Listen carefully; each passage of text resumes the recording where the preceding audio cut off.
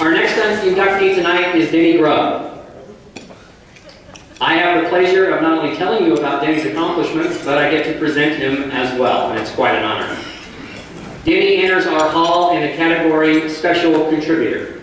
A 1977 graduate of Lewiston High School, Denny attended Lewis Clark State from 1977 to 1979 until he was called into the service, the U.S. Postal Service. He's been a letter carrier for 34 years this month. His affiliation with LC State began in 1977 as a PA announcer, scoreboard operator, and unofficial sports information director.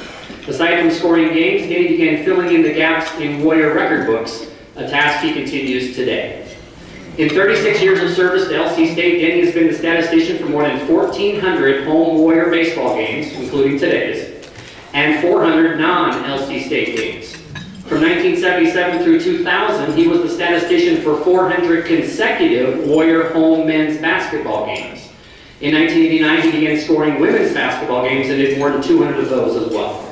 Overall, he's been the official scorer for approximately 2,300 Warrior home athletic contests. For 26 years, he's been the official scorer and tournament statistician for the NAIA World Series, not only in Lewiston, but in Des Moines, Iowa, and Sioux City, Iowa. That's 463 World Series games, 51% of all NAIA World Series games ever played. He helped research and update the World Series record book, which went from 4 pages and 30 categories in 1984 to 29 pages and 500 plus categories today. For his efforts, he was named the recipient of the Robert E. Smith Achievement Award in 2011, named for the former president of the International Baseball Federation. The award honors unselfish promotion of NAIA baseball. And now to present Denny Grubb for induction into the Lewis Clark State College Athletic Hall of Fame is me. So allow me to turn the page. You know, normally, people who are stat guys like Denny are the guys who weren't any good. They tried out for the team and they got cut, they didn't make it, so they said, well, I'll be the manager or I'll be the statistician guy. But actually, Denny was a pretty good pitcher in his time. In fact, he was on the 1976 and 1977 Lewiston High School Golden Bengal baseball team, which won state. He also pitched for the Lewis Clark Twins American Legion baseball team in 1977. They represented the West in the American Legion World Series in Manchester, New Hampshire. So he was a good pitcher. But everyone who knows anything about baseball and pitching knows that even the good pitchers have their bad days. The Nolan Ryans, the Kurt Schillings, the Felix Hernandezes, they all have off days. I want to tell you a brief story about one of Denny's off days. He was pitching for the Twins against the Yakima Beals, 2 very storied American Legion baseball programs, the best in the Northwest. Denny was getting roughed up, and legendary coach Dwight Church paid a visit to the mound. It's nice to see Mrs. Church here this evening. We all know Dwight, or those of us who know Dwight. He was a no-nonsense kind of guy, and he said what was on his mind, and he came to visit Denny. And in the voice that only Dwight had, he came out and said, "You're getting roughed up pretty good. What's the problem, Grubb?" And Denny looked at him and said, "What's the problem? What's the problem, Dwight? Look at the outfielders. You got to back them up. They're heading over their heads." Dwight looked at Coach Church, or Dwight looked at Denny and looked back at the outfielders and said, "I can't back them up anymore, Denny. They're against the fence."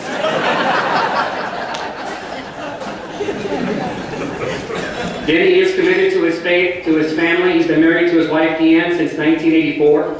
Together they have raised 3 children, Megan, Jonathan, and Sam.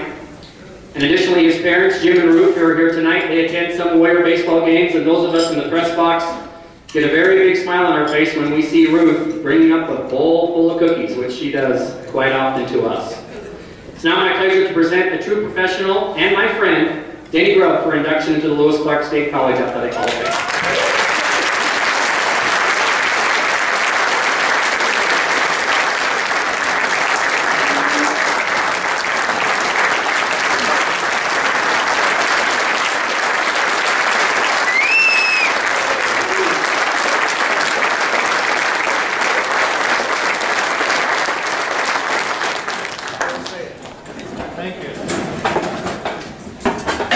Chad's the only one who's got a so I would like to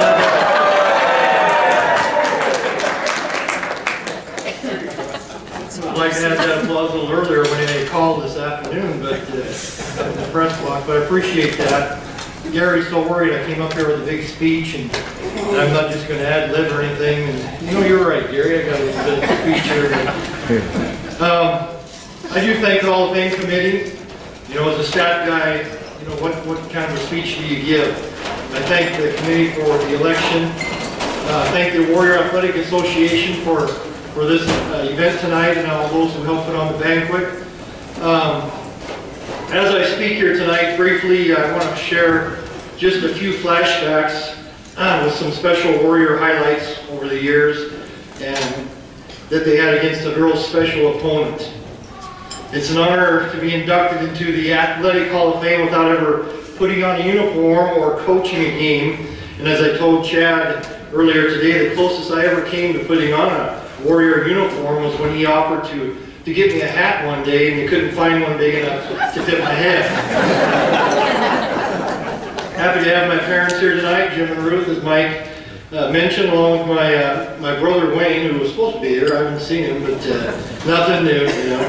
But, also my wife Deanne, children Megan, John, and Sam, who for years have given up space on the kitchen table and the kitchen counter, and the spare bedroom and the basement, and wherever I could store LC stats and update things. Well, this was mentioned, my connection with LC goes back to 1977, when my baseball coach and LHS athletic director, Dwight Church, introduced me to Coach Dick Hannon.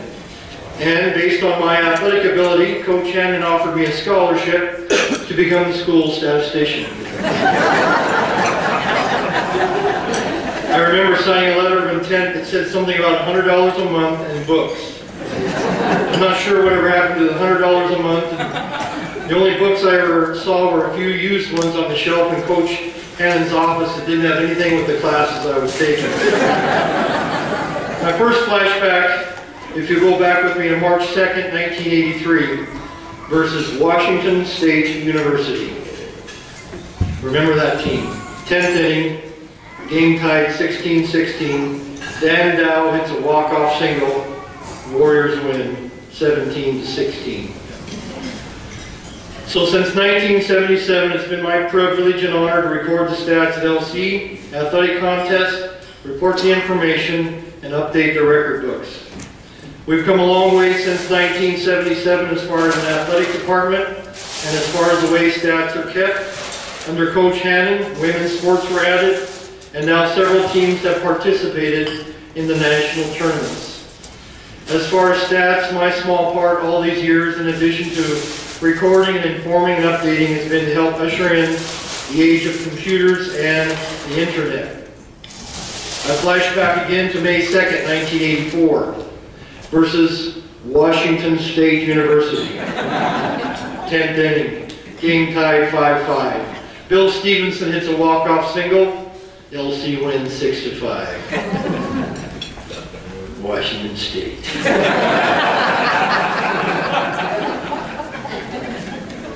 Coach, I'm sorry, you coached there for a while. That was football. The first stat sheets for basketball used the old carbon pages, and using a stat sheet consisting of chicken scratches made by hand during the game, we converted them to numbers. We made 2 copies after each game, one for the Tribune, one for the opposing team, and then the original went to Coach Hannon. Then we moved up to what was called a mimeograph machine, and I tried explaining this to my kids about the ink and the top sheet. Anybody over the age of 50 probably knows what I'm talking about. That was fancy. We had more than 2 copies after the game. Then we hit the modern age of a copying machine, but the only problem was the first one that Coach Hannon got for the athletic department was a used one from the school library, and you had to use nickels to make copies. Now I remember where my $100 a month was. We moved to a real copier later, but it was located in the secretary's office across the parking lot from the gym, in what I call the smokestack building. So at halftime, it consisted of running across the parking lot, making copies, and trying to get them back to the teams before halftime is over. Now we flash back to April 7th, 1987 versus Washington State University. It's the 9th inning, LC's trailing 10-9. Monty Phillips hits a walk-off grand slam, LC wins 13-10. Just quickly, I don't have this on here, my thing with Washington State, I used to go up with the Warriors to keep stats myself. That was our whole stat crew. Washington State would come to our press box with 3 guys that were in charge of baseball, 2 radio guys, some other guy, and they would, there was nothing better than to send them home with a loss.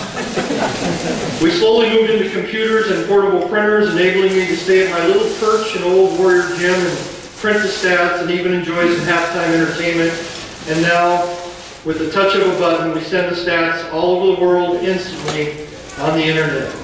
It was the same kind of evolution with baseball, from a one-room press box and an old typewriter to our spacious, climate-controlled, wireless, internet-providing, beautiful facility. We now flash back to April 26, 1990 versus Washington State University. 9th inning, LC trailing 7-5. John Nesmith hits a walk-off 3-run home run, and LC wins 8-7. In addition to Coach Hannon, I would like to thank longtime Warrior player, coach, and current athletic director Gary Piccone for his years of service to LC. It's an honor to help Gary and the staff year after year. Make a note, tell Gary halfway through with speech.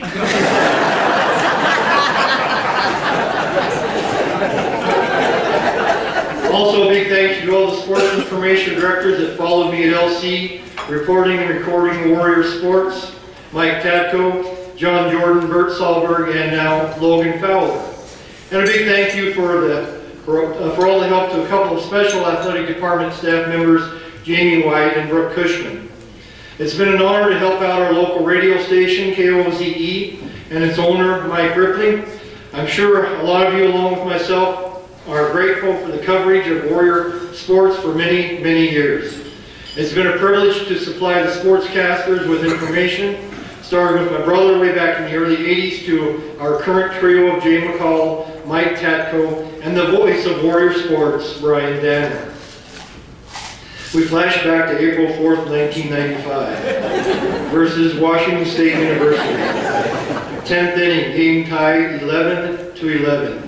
John Davis draws a walk-off walk. That's great. LC wins 12-11. At LC, I've been honored to help some great coaches make lifelong friends and travel around the country. With Coach Hannon, I learned what it was like to be in Alaska in January with minus double-digit temperatures, and I honed my babysitting skills, helping out watching his children, Greg, Doug, and Molly on the bus as we traveled the Northwest. Later, it was privileged to keep Greg's stats as a Warrior basketball player. Flashback to April 13th, 1999 versus Washington State University. 11th inning, game tied 3-3. Toby Sheff hits a walk-off 2-run home run. LC wins 5-3. It was an honor to help Coach George Pfeiffer, who's here tonight, along with being his mailman for many years. I was fortunate enough to travel with him and the Warrior men to many places, including Canada, Hawaii, and the national tournament in Kansas City. Coach Pfeiffer raised the bar for men's basketball, coaching the team to its first 30-plus win season in school history. My favorite story with George came when he had qualified for the first ever national tournament for LC men's basketball in 1992. The Warriors drew Georgetown, Kentucky as an opponent. I didn't know George was going to be here tonight, but this is sort of a confession 20 years later. I had met the Georgetown Sports Information Director a few years earlier when they played in the NAI World Series, so I had a connection with them. From my office that LC had set up for me in my home basement, I sent a fax to Georgetown asking for their stats, since there was no such thing at that time as internet stats. But they would only fax them if I in turn sent ours, which caused a problem because the thing Coach Pfeiffer hated more than anything else was the opponent knowing what your stats were. But I sent them our stats anyway, and I received theirs in return. When I walked into Coach George's office, handed him Georgetown stats, I got the biggest hug of my life. Then he asked, "How'd you get these?" And I said, "Well, I performed a fax interception. I retrieved Georgetown stats as they were faxing them to the national office." George said, "Oh, great job." And I worked for a few years until the internet came along and robbed me of any more hugs from George. Mike Tatko will attest to probably the biggest highlight of being a stat man during Coach Pfeiffer's time was recording the stats in a game in 1989 when LC defeated Simpson College 178-77, setting NAIA records for a winning margin, 101 points, and a combined points scored in the game, 255, and an NAIA record 222 shots attempted in one game. I had to ice down my writing hand for almost an hour. Flashback with me, if you would, to April 10th, 2001 versus Washington State University. 9th inning, game tied 7-7. Matt Hellman hits a walk-off 3-run home run. LC wins 10-7. It was also a great honor to help Coach Mike DeVilbiss, who also brought his women's team to the highest levels of the NAIA. In 1996, I was honored to travel with the women, including Rosie Albert, to the national tournament in Jackson, Tennessee.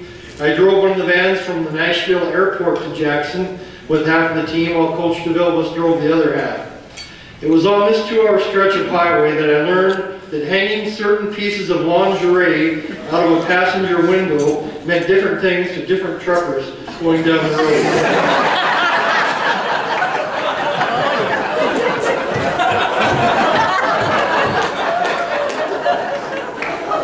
No doubt one of the most successful and fun teams to ever be around. The final flashback was April 27, 2005 versus Washington State University. 9th inning, game tied 5-5. D.J. Kukin hits a walk-off solo home run. LC wins 6-5. Then there's baseball. As you can probably see, my first love. Even though LC has fielded baseball since the early 1900s, it wasn't until 1962 that the State Board of Education formally approved it for intercollegiate competition. LC's first official game was March 30th, 1962 at Pasco against Columbia Basin College. No, it wasn't at that one, but I was at the Warrior game yesterday when LC defeated British Columbia 12-2 for their 2,103rd win in 51 years of baseball. I was honored to help the man responsible for 85% of those wins, 1,705 to be exact, and one of the top baseball coaches college baseball will ever see, Coach Ed Sheff. LC could not have named a better representative to be its initial inductee into the Hall of Fame in 2011. And it's a great privilege to be alongside of him and this year's inductees. There is no doubt that Lewis Clark State is on the athletic map solely because of the career of Coach Sheff. In addition to all the flashback walk-off wins against the Cougars, 2 other highlights from my years around Warrior baseball stand out. Perhaps the wildest 24 hours of hitting and scoring ever in LC history occurred on May 26, 1987 in the World Series. In the morning of that day, after a 12-hour rain delay, the Warriors finished the game against Southern Arkansas, winning 23-3. To go along with the 23 runs, LC had an NAIA World Series record 24 hits, and they also left an NAIA record 23 men on base. They sent 87 men to the plate in 9 innings. Then that night, the Warriors pounded Grand Canyon 25-11, and they added 22 more hits on their way to their 3rd of 16 national titles.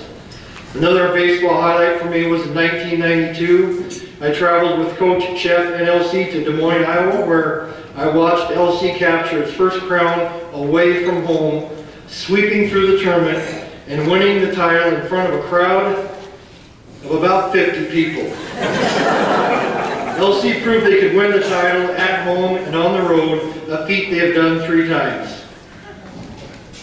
It's an honor to be involved with a team that never takes the field as an underdog. So I thank all the athletes, coaches, and administrators for years of great competition and allowing me to be part of Warrior Athletics. In my wildest dreams, I never thought of my love of keeping stats would earn me such a huge honor as the Warrior Hall of Fame, and I am deeply touched to be inducted. A huge thank you to all those involved, and may the Warriors always walk off with a win. Thank you.